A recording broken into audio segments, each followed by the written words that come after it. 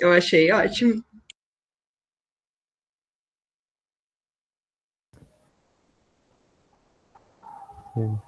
Acho que já dá pra ir começando. E aí, hoje, quem vai ser a Nara de nós vai ser a Tiffany, tá, gente? Então, ela que vai tocar o barco aí. Ai, gente. Pode Eu sou a começar. Basti, que deu a primeira aula pra vocês. Vocês não lembram? Aí, tipo, eles vão lançando as perguntas aqui ou como que funciona? Acho que pra gente começar assim, a gente pode pensar já ver quem que viu o vídeo, quem que não viu, e pensar se tem alguma dúvida que ficou pra gente já responder agora. A gente testou um formato diferente também nesses vídeos, né? Então, podiam começar, não sei, começar dando feedback ou deixa pro fim? Então, pode ser agora também. Mas quem viu o vídeo aí, levanta a mão.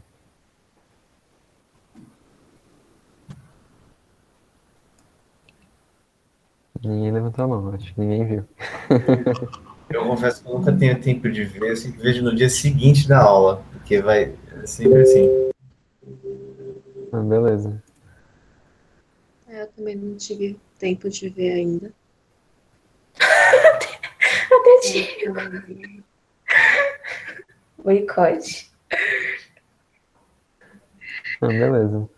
Não, às vezes Então, tem muita coisa, mas vai ficar lá gravado, então eu acho que tem férias logo mais, as pessoas vão poder também ver. Sim. é. Então, Tiffany, faz uma breve resumida aí do que foi a aula. E aí a gente começa com os exercícios. Exercícios? Ah, eu não sei. Apresento primeiro os slides e os exercícios, gente. Que dúvidas. Não, faz um resumo da aula aí antes. E para o pessoal que não viu poder acompanhar também, né? Senão não vai adiantar fazer o exercício. Ah, tá. Vou apresentar aqui.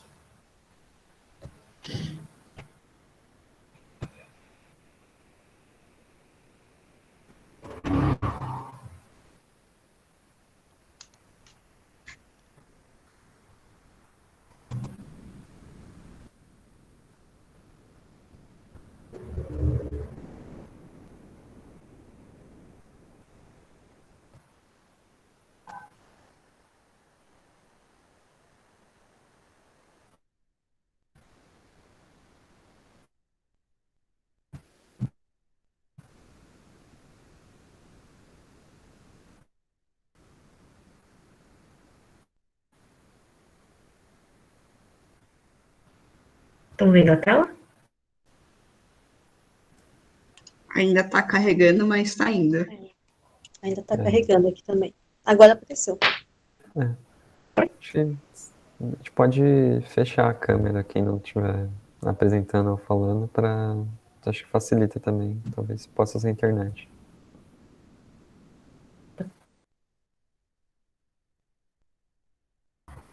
Agora foi.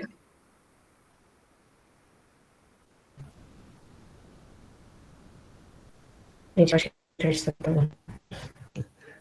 Aqui já apareceu. Já. Voltou? Eu tô... Sua voz tá um pouquinho metálica só. Ai, Você prefere que eu apresente? Aí você vai passando os slides?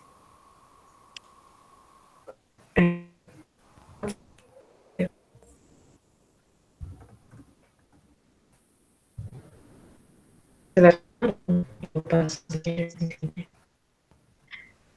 Você tenta desligar sua câmera porque tá devagar aqui. Travando. Voltou.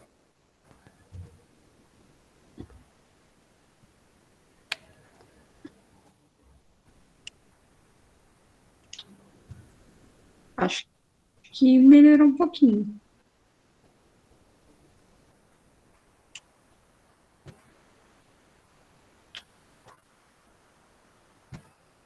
O Tiago falou que ia apresentar. Você prefere que eu apresente? Que aí acho que fica mais leve no seu computador. E aí você fala quando eu tiver que passar as coisas. Tá bom. Prefiro. Tá bom.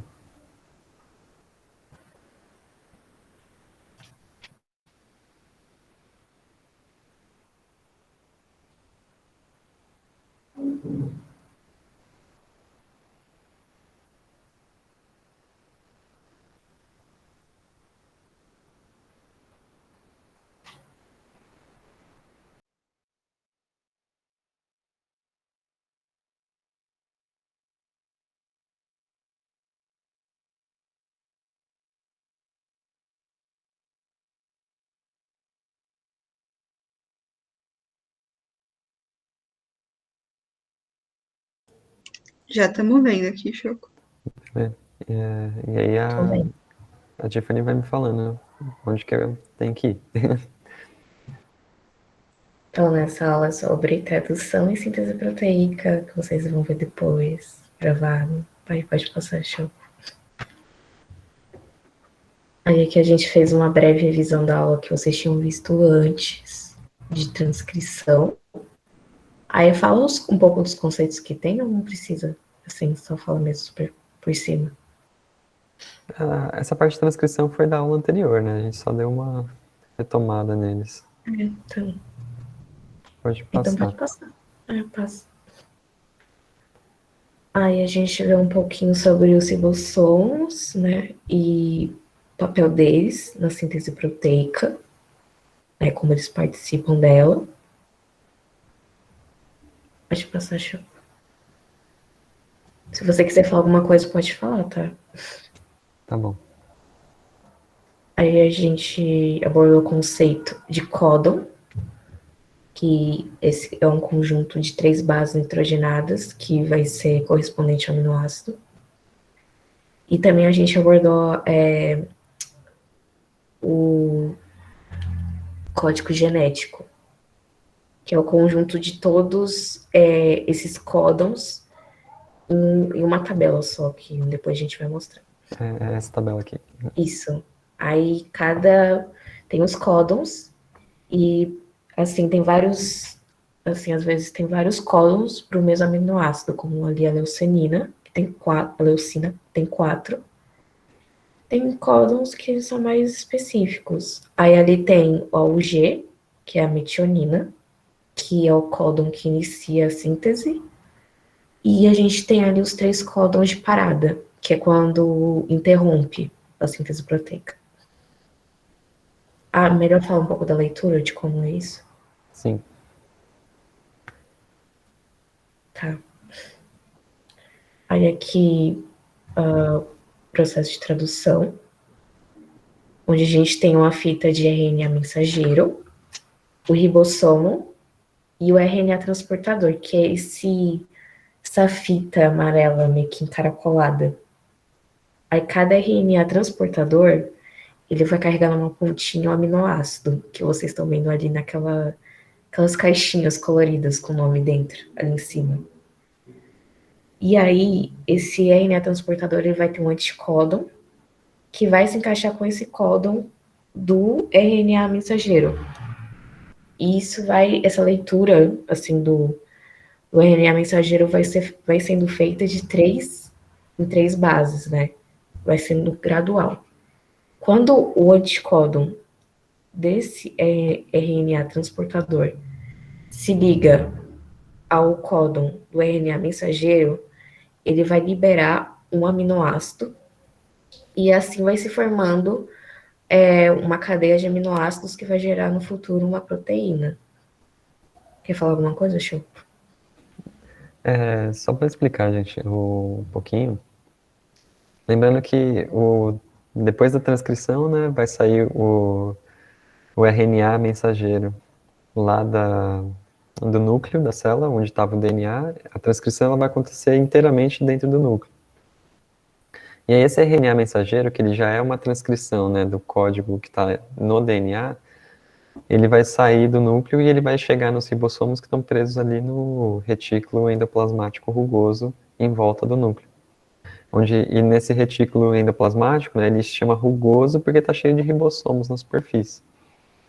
E aí o que vai acontecer? O ribossomo, ele também é feito de RNA, tá? Ele é feito de RNA ribossomal, aqui não está representado.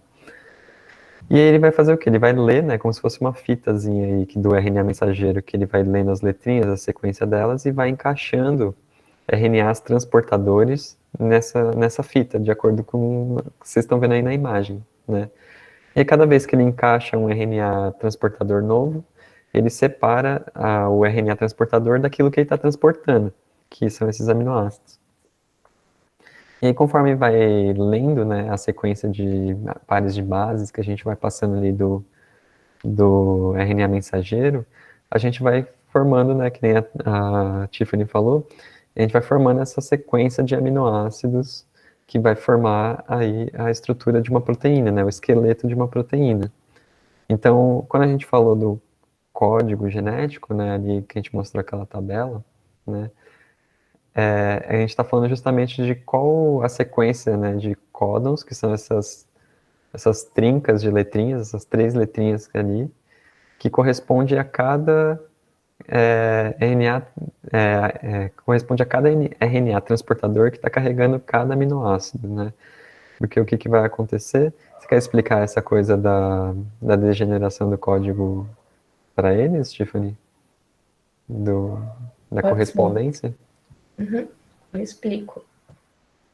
Como eu tinha falado, existem, assim, a gente vê que em alguns casos tem vários códons para o mesmo aminoácido, né? Isso é chamado de degeneração do código genético. Assim, acho que eu posso me perder um pouco na explicação, porque eu sou novata. Então você fala depois, Choco. Qualquer coisa, Tá se eu bom. esqueci, tá bom? Assim, um RNA transportador, ele vai carregar somente um aminoácido. Porém, assim, para o mesmo aminoácido, existem vários códons. Porém, para só um códon, vai existir somente um aminoácido. Acho que é isso que é a degeneração do código, né? Então, cada trinca, né, de letrinhas, ela corresponde a um aminoácido especificamente. Mas o mesmo aminoácido, ele pode ser formado por trincas diferentes de letrinhas, né? A gente pode pegar aqui o exemplo, vocês estão vendo a seta do meu mouse aqui? Na serina, Sim, acho que é serina. tá vendo? Seria. Serina. Ela é formada por vários códons diferentes, né? Lembrando que aqui a gente está falando do códon, não do anticódon. Então a gente está falando da sequência que está no RNA mensageiro, não do RNA transportador. Então, quando aparecer UCU, ou UCC, ou UCA, ou UCG no RNA mensageiro, isso vai ser traduzido no código para um aminoácido de serina. Então, o mesmo aminoácido pode ter vários códons, né, várias dessas trincas associadas a ele. Mas o CU, né, tipo, esse códon, o CU, ele sempre vai ser da serina. Ele sempre vai corresponder a uma serina, independente de quantas vezes ele for lido, ele sempre vai corresponder ao encaixe, né, do RNA transportador que está carregando uma serina nele. Tá? Então, cada códon ele corresponde a um aminoácido específico, mas os aminoácidos eles não estão restritos a um único códon, na maioria dos casos. E eu acho só que vale a pena talvez explicar essa tabela, como que ler ela, talvez algumas pessoas estejam confusas, Ai, né? sim, né? Acho que é bom explicar como ler, né? Como você procura os códons aí, pra você não ter que ficar olhando todos. Tá, vocês querem que eu explique? Eu acho melhor você explicar, já que você explicou no vídeo. Tá, Eu, então, gente, aqui, né, a gente está lendo as trincas. Ah, tem uma dúvida no chat? Algo assim? Ah, tá. não, a Vanessa só disse sim. Então, assim, essa tabela, ela é uma tabela diferente, né? Porque ela tem 3 eixos, né? Ela tem, para cada uma das letrinhas que forma essa trinca. Então, como que a gente lê? Primeira letra, né, que a gente vê, né, ela vai corresponder às linhas, né, dessa tabela. Então, a gente está aqui, essas linhas maiores, né. Então, se começa com a primeira letra U, a gente vai ver nessa linha aqui. Se começa com a primeira letra C, a gente vê nessa linha aqui. CA aqui, CG aqui. E aí, né, depois da primeira letra, a gente vai ver qual é a segunda letra, que a gente vai ver aqui nas colunas, né. Então, primeira letra U, segunda letra A, a gente está aqui nessa célula da tabela, né? Então, e aí a terceira letra, ela vai ser meio que são subcélulas, né? São linhas dentro de cada célula. Então, se a gente tem, primeira letra é U e a segunda letra é A, e aí a gente tem outras 4 possibilidades, né? Da terceira letra, ser U, C, A ou G, que aí elas estão correspondentes às linhas que a gente está encontrando dentro de cada sublinha, né, dentro da linha do U que a gente encontra aqui do outro lado. Deu para entender como é que lê a tabela? Eu queria também deixar lembrar o pessoal que a gente normalmente não precisa decorar isso, sabe? As questões de vestibulares, elas normalmente eles já apresentam essa tabela e tal, até para facilitar responder e tal. Então vocês não precisam se preocupar exatamente com a sequência dessas letras. Eu queria dizer Sim. que eu vi um vestibular da década de 90 que pedia para você trazer. Já fazer isso. Que horror. Horroroso. Mas Assim, assim, 90, né? É muito, Sim. muito a mais. Sim. os únicos códons que é importante saber e que às vezes fica só implícito na questão é o de iniciação, que é o AUG, e os de parada. Às vezes também eles pedem e não avisam, assim, né? Tipo, às vezes dá para você pegar pelo contexto da questão, mas às vezes você precisa saber mesmo. Mas todos os outros, ou eles vão te dar a tabela, ou eles vão te falar correspondências. Tipo, o códon U quer dizer Fê, por exemplo. Então aí não teria que decorar. Sim. Então, continuamos? Sim. Sim.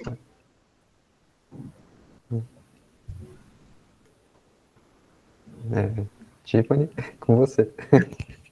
Então, aí eu tinha falado que, assim, cada RNA transportador vai liberando aminoácido. Esse aminoácido vai ligando os outros, formando uma... Gente, desculpa, referências técnicas. Esse aminoácido vai ligando os outros, vai formando uma sequência. Mas como que isso acontece? Isso acontece através de uma ligação uma ligação do tipo covalente, ou seja, entre ametais, chamada ligação peptídica.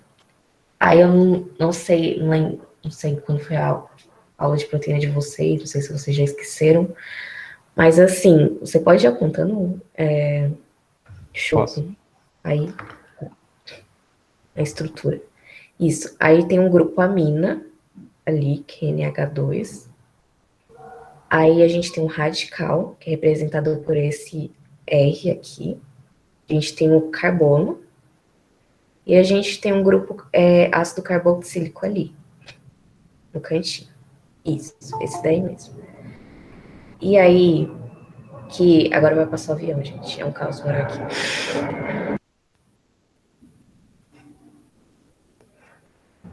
Tá, voltando. E aí que essa hidroxila, né, esse OH desse ácido carboxílico, vai ligar a esse hidrogênio da amina, do aminoácido seguinte. Aí isso vai formar água e uma ligação peptídica. Isso é uma reação de desidratação. Aí vai formar o conjunto de 2 aminoácidos que vai ser o de peptídeo, como tá aí na imagem. Quer falar alguma coisa, Choco? Não, acho que é isso. É uma reação que vai formar água, né? E vai fazer essa ligação nesse vácuo que sobrar, né, dessa ligação do hidrogênio que sai e do grupo do OH que vai sair também. E aí fica livre nessa ligação do carbono e do nitrogênio, e eles se conectam ali nessa ligação peptídica que está aqui. Uhum. A reação de desidratação, que libera água. Uhum.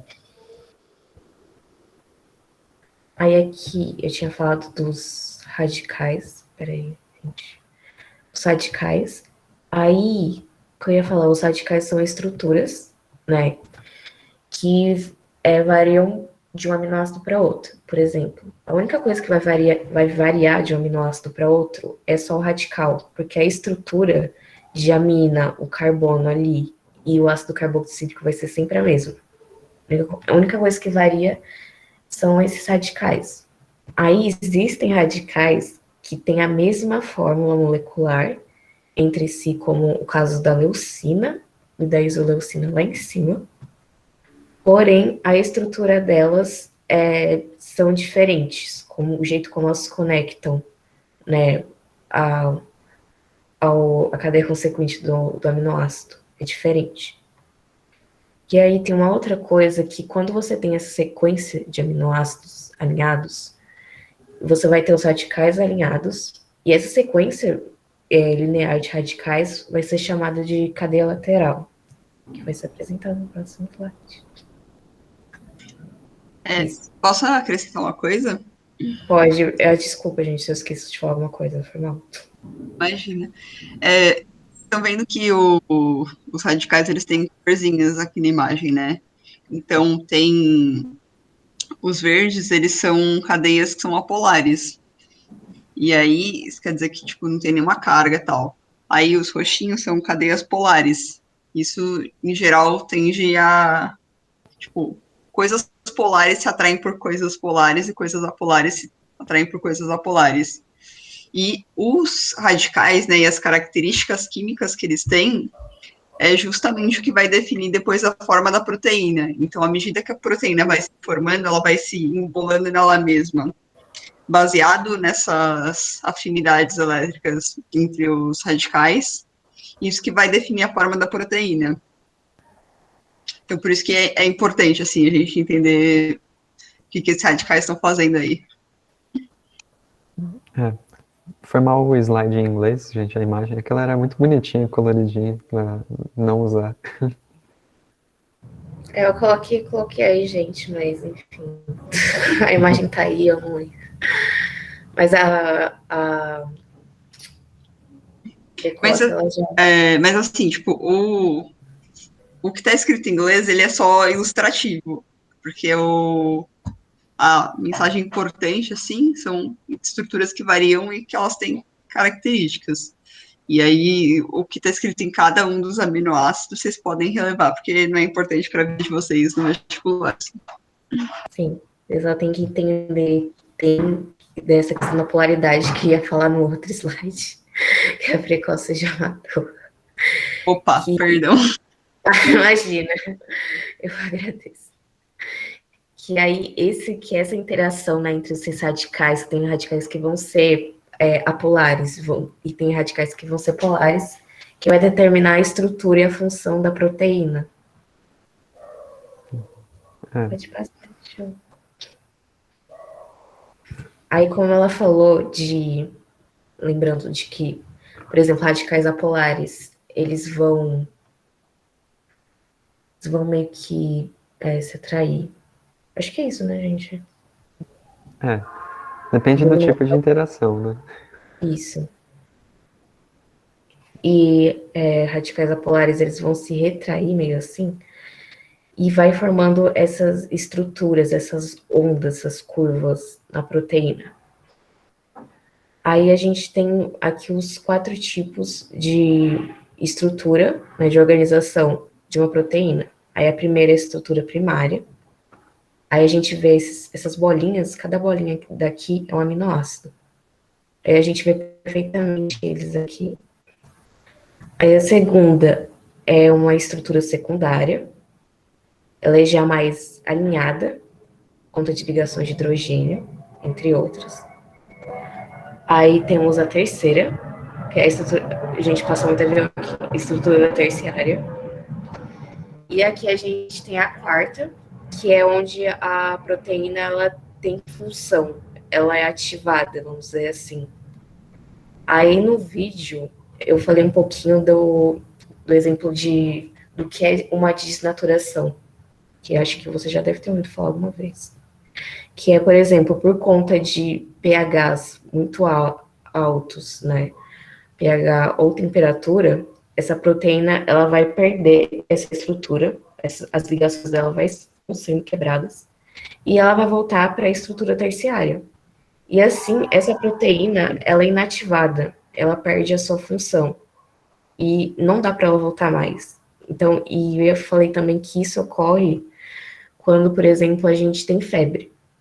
Por conta da temperatura, as nossas proteínas, em algum momento, vão começar a sofrer desnaturação.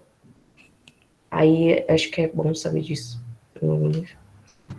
É bem lembrado, que por isso que é perigoso, né, gente, a febre, assim, porque Sim. são as proteínas que se desnaturam. Mais do que 40 graus é perigoso. Não, é engraçado, porque o seu corpo tá tentando te preservar, mas também ele tá te matando. A Mas aqui estratégia da terra arrasada. Sim. A estratégia é porque também está desnaturando as proteínas da bactéria, né? Então, está se ferrando, mas tá levando junto o que tá te fazendo mal. Mas o que eu queria relembrar aqui é, tipo, a forma da proteína, ela tem tudo a ver com a função dela. Então, por exemplo, se a gente pegar uma enzima, ela vai ter, tipo, uma estrutura aqui em volta, e aí vai ter um buraquinho onde vai entrar alguma coisa. E aí esse buraquinho é formado porque a estrutura tem uma certa cavidade ali. E aí esse buraquinho tem ali os radicais dentro que tem uma afinidade com os ligantes daquela enzima. Oi? A gente vai chegar lá, mas eu posso só falar uma coisinha antes? Pode. Aqui o que eu ia falar, gente, é que, tipo, a proteína per se, né, que a gente fala, seja ela qual for, seja ela uma enzima ou algum outro tipo, ela não está pronta, né, até ela chegar nessa estrutura quaternária, né, em que ela está toda dobrada e bonitinha, né. Se a gente pensar só na sequência de aminoácidos formada, isso ainda não quer dizer que a proteína está pronta, porque ela não vai estar funcional. E aí, pensando nas aulas anteriores que a gente viu sobre biologia celular, né, que a gente viu que ali as várias organelas que elas estão ali funcionando como se fosse uma fabriquinha de produção de proteínas, né, o que vai ser?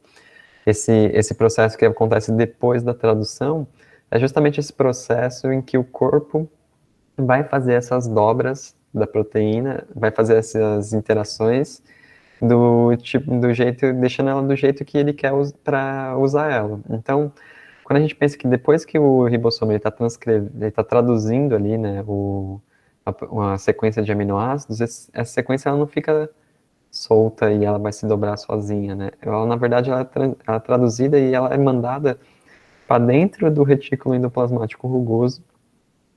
E esse retículo vai soltar uma vesícula, né, uma bolha de gordurinha com essas proteínas dentro, em direção ao complexo de Golgi, para elas chegarem até lá, e lá no complexo de Golgi, que são tem vários outros saquinhos em que eles são incorporados ali, o que acontece é justamente que ocorrem vários processos de reação química que vão torcer essas proteínas para elas ficarem na conformação que o corpo quer. E aí, como que funciona isso? Então, elas vão ligar em outras enzimas, elas vão ligar em outras proteínas que vão dobrar, e aí são colocados marcadores nessas proteínas.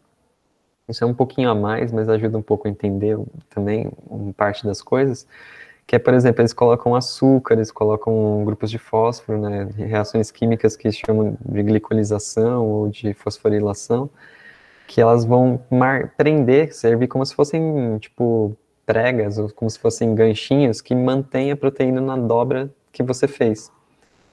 E aí o que acontece? Quando a proteína ela sai do complexo de Golgi, ela já está pronta, ela já está na estrutura quaternária, dobrada, presa naquela estrutura certinha. Só que o que acontece? Como elas estavam falando aqui sobre a questão da febre, ou de questão de pH, temperatura, que isso influencia? Quando você aumenta a temperatura, por exemplo, a temperatura ela é uma medida o quão agitados estão os átomos, né, as partículas da matéria. Então, o que acontece? Quando você aumenta a temperatura, você aumenta a agitação dos átomos que estão ali dentro dessa molécula gigante, que é a proteína, e que se elas ficarem muito agitadas, o que você vai fazer? Você vai soltar esses ganchos, essas pregas que você colocou, e aí a proteína, ela perde aquela configuração que o corpo batalhou tanto para ela ficar. E aí ela volta para uma outra dobra, uma outra conformação mais natural, vamos colocar ali entre aspas, né? E por isso e ela não consegue voltar sozinha, mesmo que as pregas continuem ali, mesmo que essas outras moléculas elas continuem anexadas a ela. A molécula, a proteína, ela não vai conseguir voltar de forma espontânea, de forma sozinha para a conformação que ela tinha antes. E é por isso que quando a gente pensa em comida, né, a gente pode congelar as coisas e elas vão continuar mantendo a estrutura delas, elas não vão mudar. Mas se a gente esquentar e cozinhar elas, a gente faz um processo que é irreversível, que não tem mais como voltar atrás. Tipo, porque existe essa diferença que quando você cozinha, você desnaturou todas essas proteínas, você tirou elas desse estado dobrado, bonitinho, pregadinho que ela estava antes, e ela não vai conseguir voltar sozinha naquilo. Tudo bem? Silêncio. Silêncio mortal. Tudo tranquilo, então? Mas aí vai um pouco para o que a Jennifer estava falando, do porquê que a gente quer que as proteínas estejam dobradas desse jeito certinho que a gente quer que elas fiquem dobradas. Que aí tem a ver com esse... E aí o que eu estava tentando explicar, assim, é essa relação entre a forma da proteína e a função, né?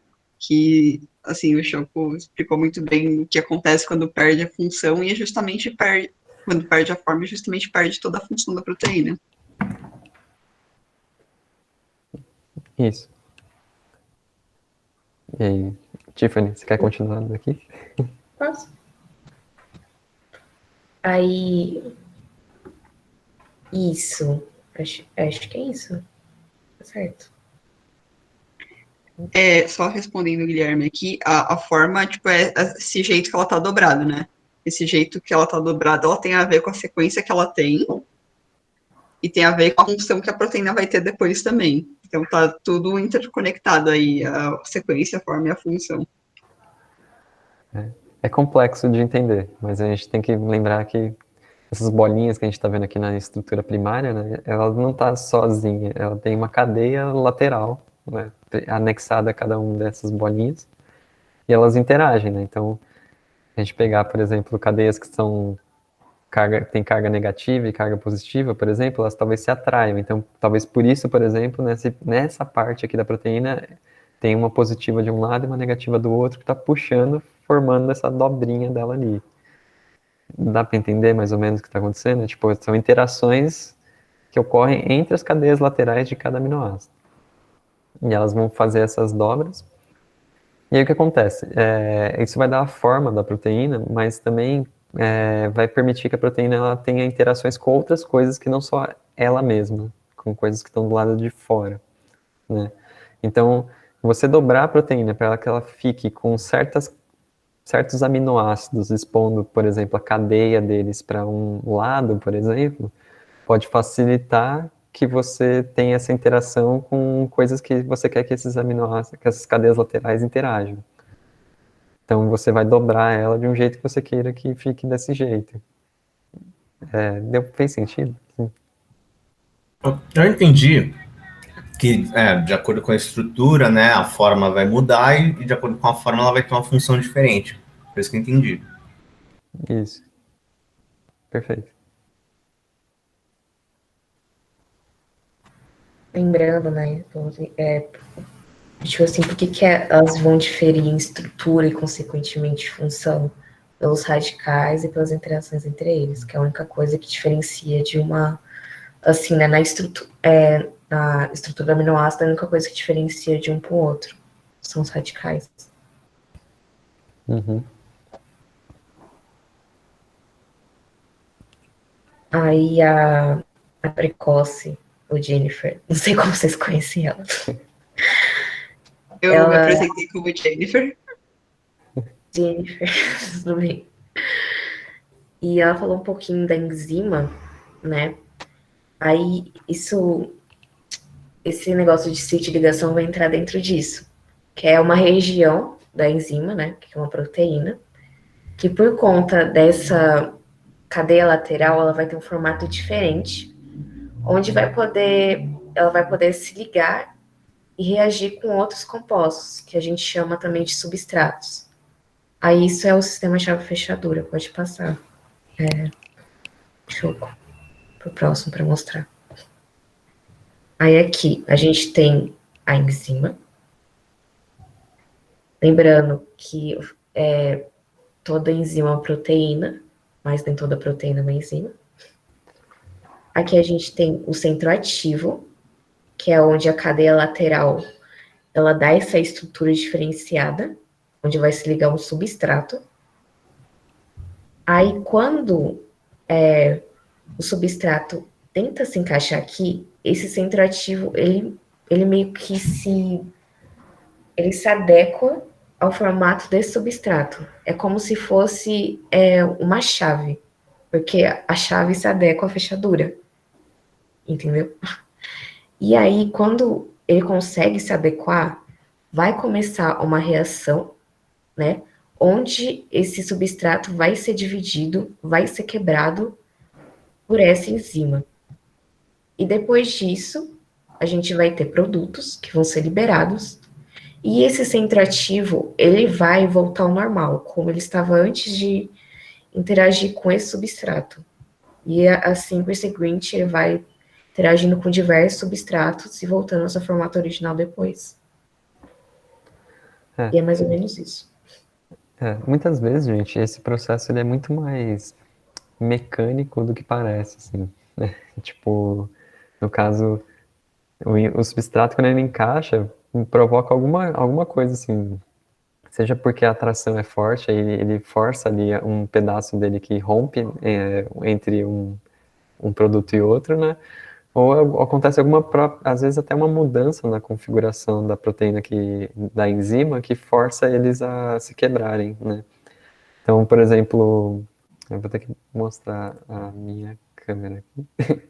Mas, tipo, por exemplo, tá lá o sítio ativo, né? E aí liga um substrato nele. Às vezes só de ligar faz com que a proteína mude de configuração, porque lembrando que ela tá numa configuração, às vezes, ali que não é a mais confortável para ela tá presa naquilo. E quando liga alguma coisa nela, ela, tipo, torce. E aí, só de torcer, ela quebrou o negócio que ligou nela e já separou em dois produtos. E aí ela solta esses novos produtos, porque agora também mudou a composição, né, de forças ali que estão compondo eles, porque eles quebraram essa ligação. Eles saem e aí ela volta para a configuração original dela, para esperar outro produto que vai se conectar e ela fazer de novo o processo. E, tipo, às vezes é muito mecânico mesmo. Se vocês olharem uma enzima que tem nas mitocôndrias, que é para a produção de ATP, ela funciona basicamente igual um motor, assim, girando e passando coisas por ela enquanto ela gira, e é um motor mecânico, assim, muito bonitinho, inclusive. Enfim, era isso que eu tinha pra falar. Ai, eu ia falar, esqueci de falar aqui. Ai, meu Deus, precoce, pode falar. Não, eu só queria falar esse negócio do sistema chave-fechadura, uma coisa que, assim, é um nome que cai bastante. E aí vem justamente disso, né? Você tem uma fechadura, tem exatamente uma chave que encaixa ali.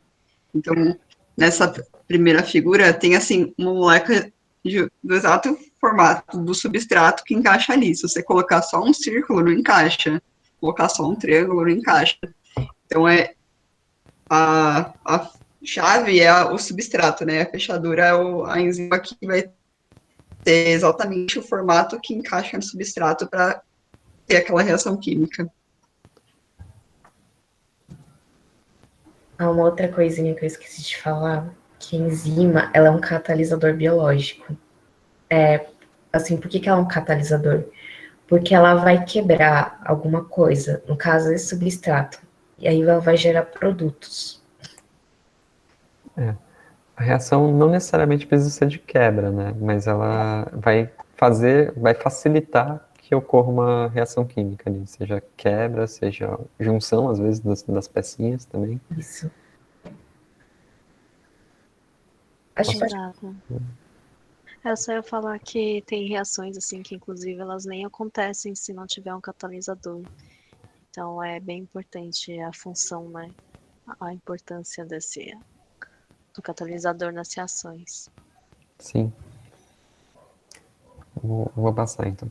assim, o catalisador, ele acho que ele diminui, né, a energia de ativação de uma reação, ele facilita essa reação acontecer e essa reação vai ser mais rápida. Existe menos Sim, energia. sim. Ok. Aqui. Aí o último conceito que a gente vai falar hoje é de mutação. Que a gente tem uma sequência, né, de bases nitrogenadas no DNA e às vezes pode ocorrer de haver uma troca na ordem dessas sequências que pode gerar mudanças ou não lá na frente na síntese proteica. Aí, por exemplo, aqui a gente tem um caso da anemia falciforme.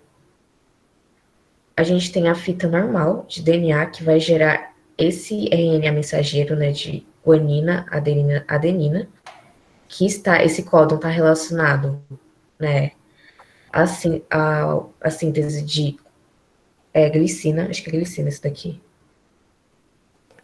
Glicina, Glutamina, não é? glutamina, glicina, gente, Glutamina.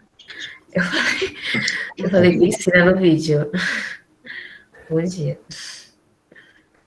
E aí, essa glutamina, que ela vai determinar esse caráter arredondado das hemácias, né, que são as células do nosso corpo que transportam oxigênio. Porém, quando ocorre uma mutação, uma troca, por exemplo, na fita de DNA, essa timina aqui do meio, ela é trocada por uma adenina. Isso vai gerar uma mudança na sequência de RNA mensageiro. E esse códon, esse novo códon, está relacionado à síntese de valina. E essa vai fazer com que essa hemácia não tenha um formato arredondado, e sim um formato de foice ou meia-lua, como vocês estão vendo aqui, que gera diversos problemas de saúde.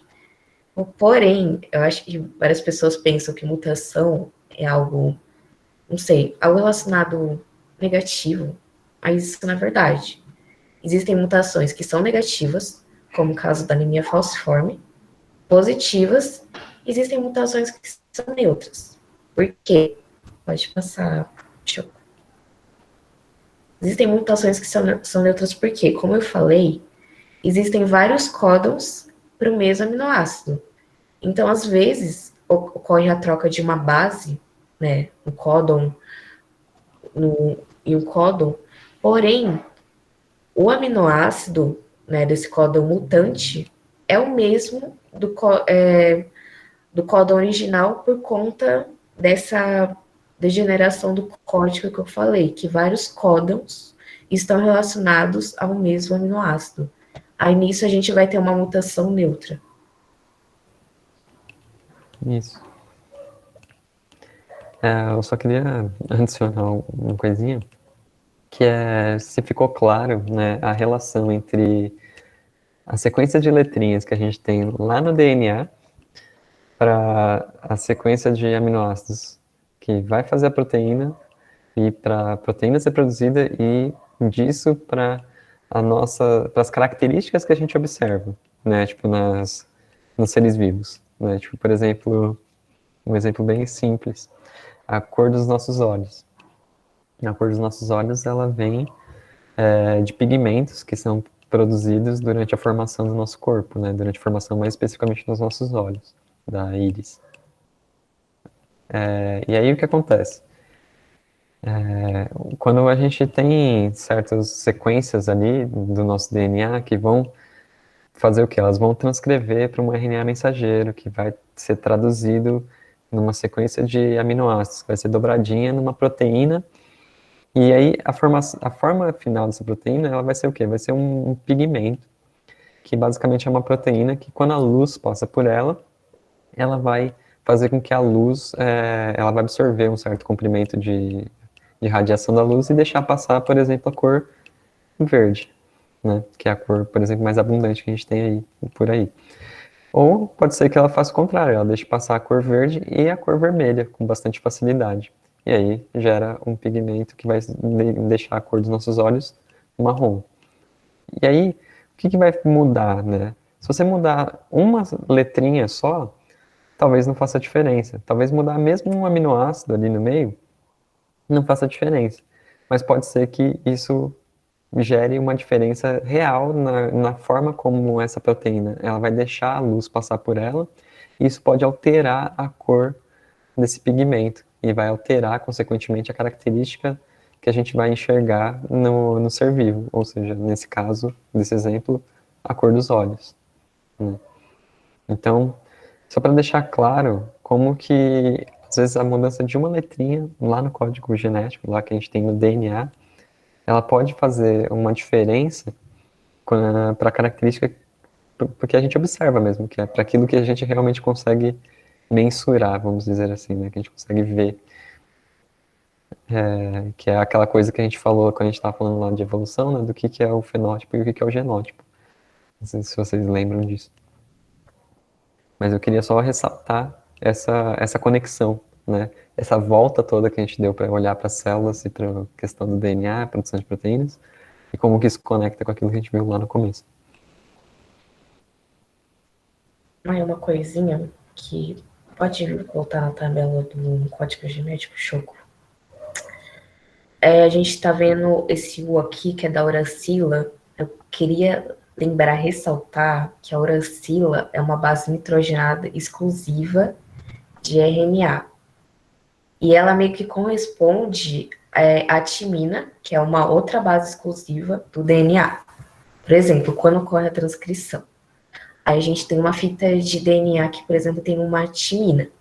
Essa timina, quando ela vai ser, como que essa informação vai ser introduzida na fita de RNA mensageiro, ela meio que vai ser correspondente à uracila. Só para, não sei se vocês entenderam.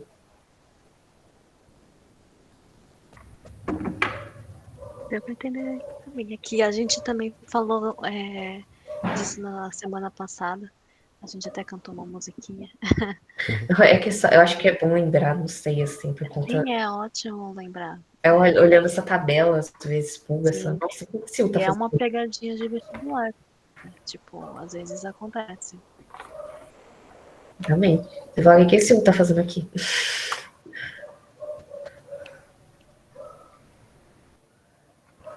Tem mais alguma coisa para falar, Choco? Eu acho que não. Talvez. Só falando um pouquinho de novo aqui, esse tipo de mutação, né, que são essas mudanças na sequência, ela pode ter alguns tipos diferentes, né? Assim, ela pode acontecer por você trocar uma letra por outra. Ela pode acontecer também por você adicionar uma letra ali no meio, a mais. E ela pode acontecer de você simplesmente comer uma letra, né? Tipo, você tirar ela. E embora essas mutações elas sejam raras, e mesmo assim, e mesmo o nosso corpo ele tem mecanismos, né, de correção quando acontece esse tipo de erro, não é perfeito. E às vezes passa, né? E aí é quando acontece de fato a mutação. Mas lembrando que a mutação ela pode ocorrer em células somáticas, né, que são as células do nosso corpo, de forma geral, e elas não vão fazer, no geral, muita diferença, né? Tipo, às vezes é tipo uma célula dentro de bilhões que a gente tem no nosso corpo funcionando, fazendo uma proteína levemente diferente, talvez não tenha um grande impacto. Mas quando essa mutação ela acontece em células gaméticas, né, que são dos nossos gametas, que vão dar origem a um outro ser vivo inteiro, né? Aí isso faz uma diferença muito maior, porque aí você vai ter um outro ser vivo cuja todas as células do corpo dele vão estar produzindo agora essa proteína é levemente diferente. Então, também é um pouco fazer também lembrar um pouco esse tipo de coisa lá de evolução. Acho que é isso. É isso. Aí a gente terminou aqui nossa revisão maravilhosa dessa aula. Entendeu? Vocês já devem estar cansados. Deixa eu ver a gente falar. Não, eu acho super interessante. Inclusive, eu continuo defendendo que a vida é um acaso. A gente tem que aproveitar. Me deu uma... Muito bom. Aí alguém tem alguma dúvida, gente? Falam comigo, sou carente.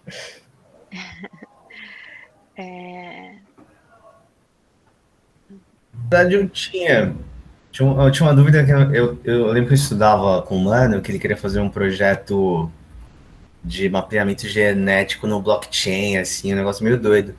E ele me falou que meio que o genoma humano é tipo um negócio absurdo, assim, e tem uma. E meio que vocês sabem a sequência, os lugares que é responsável por cada característica. É isso mesmo? Eu não lembro de ter escutado tudo, mas é mais ou menos assim? É bem isso mesmo. É que a gente vai ver isso mais em genética, quando a gente e um pouco também em divisão celular, mas tem a ver com cromossomos, né, que a gente ainda não explicou muito bem direitinho o que que são esses. Nosso material genético ele não está inteiro numa única molécula de DNA, né? Ele está separado na verdade, em 46 delas. São 23 pares. E aí a gente tem, né, eles são duplicados, né? Estão em pares porque um veio da mãe, o outro veio do pai, né? E aí juntou ali durante a fecundação. E aí, enfim, a gente sabe hoje com o mapeamento, já com a tecnologia que a gente tem, com os esforços que foram feitos, basicamente boa parte de o que cada partezinha de cada um dos cromossomos elas estão codificando em questão de proteínas e de características. Então, esses lugares onde a gente vai ter, né, são chamados de locus, a gente vai falar disso mais para frente também, né? Mas a gente tem os locus, onde são os lugares onde a gente pode encontrar os genes, que são essas sequências que são codificadas. E aí, tem muitas coisas que podem acontecer, os genes eles podem estar repetidos, inclusive em vários lugares diferentes. A gente, muitas proteínas, a gente tem cópias, porque a gente precisa produzir elas muitas vezes. E aí o DNA consegue produzir várias de uma vez, quando tem várias cópias. E aí, bem, um pouco vai nesse sentido, assim, né, que a gente já tem o projeto Genoma, não sei se vocês já ouviram falar do projeto Genoma Humano, que aconteceu lá para a década de 90, início dos anos 2000, ele foi um esforço global, assim, de vários laboratórios do mundo, de mapear justamente e ver o nosso código genético humano. Eu sei que o laboratório do genoma da USP foi um dos que participou desse projeto, mas hoje em dia a gente está tão avançado que a gente tem mapeamento de muitos outros seres vivos, né, que a gente tem já decodificado de vários outros. Acho que, se não me engano, a Unicamp foi a primeira que mapeou o genoma da cana, por exemplo, de açúcar. Genoma da cana de açúcar? Isso. E aí eu sei que tem outros, né, assim, a gente tem para quase tudo já. Basicamente, basta você jogar o bicho lá uma amostra do bicho no computador, lá na maquininha do PCR, e pronto, sai a sequência de DNA dele inteira para você. Assim, deixa eu completar uma coisa aqui, tipo, sequenciar o genoma é uma coisa relativamente simples, assim, é tipo, você saber a sequência do que tem lá. E aí, atualmente a gente tem tecnologia para fazer isso relativamente facilmente, assim. E aí, agora a gente está numa busca de entender exatamente o que cada parte do DNA faz, né? E aí a gente tem, por exemplo, vários genes que a gente já sabe o que eles fazem. Como que a gente faz isso? Por exemplo, a gente desliga aquele gene, cria ali um ser vivo sem aquele gene, né, sem o gene funcionando, e aí, sei lá, se ele sai sem olho, você fala, nossa, esse gene deve ter alguma coisa a ver com o olho. Dá um exemplo. Mas nessa parte de efetivamente saber o que está acontecendo, tem várias coisas no DNA que a gente não entende ainda, principalmente as partes que estão codificantes, né? Essa parte de regulação e de regulação de expressão gênica, por exemplo. Antigamente a gente chamava essas partes DNA de DNA lixo, porque achava que era inútil, assim. E aí agora a gente está começando a saber o que elas fazem, assim. E agora a gente chama de DNA não codificante, que é um nome menos pejorativo. Mas ainda tem muito trabalho para ser feito, assim. E acho que o humano deve ser um dos que está mais avançado, assim, porque né, a gente tem altos interesses de saber isso. E os outros organismos a gente ainda está caminhando. E tem um monte de outras coisas, né? Às vezes o mesmo gene, ele pode codificar para proteínas diferentes, por um processo que a gente chama de splicing, que você pega aquela sequência do RNA mensageiro e você faz uma edição cortando pedacinhos dele. Então você meio que consegue gerar proteínas diferentes ali, porque você meio que corta pedaços e forma uma outra proteína menor, né? Que vai ter uma outra função dependendo da forma como ela for dobrada. Ou então você pode ir fazendo edições, né? Tipo, de pedacinhos do negócio. Então, é um processo que o organismo também faz e que às vezes o mesmo gene ele pode codificar para características, para proteínas diferentes que vão dar características diferentes. E aí os trabalhos que vão estudar nessas interações entre as proteínas dentro do corpo, né, são geralmente chamados de trabalhos de proteômica. E aí eu acho que a Prep talvez sabe melhor que eu sobre isso. Que é quando você vê interações entre proteínas, para você entender o que elas estão fazendo. Tipo, é bem complexo. Por isso que tem gente sendo paga para isso. Assim. Entendi. Entendi. Confia. Entendi.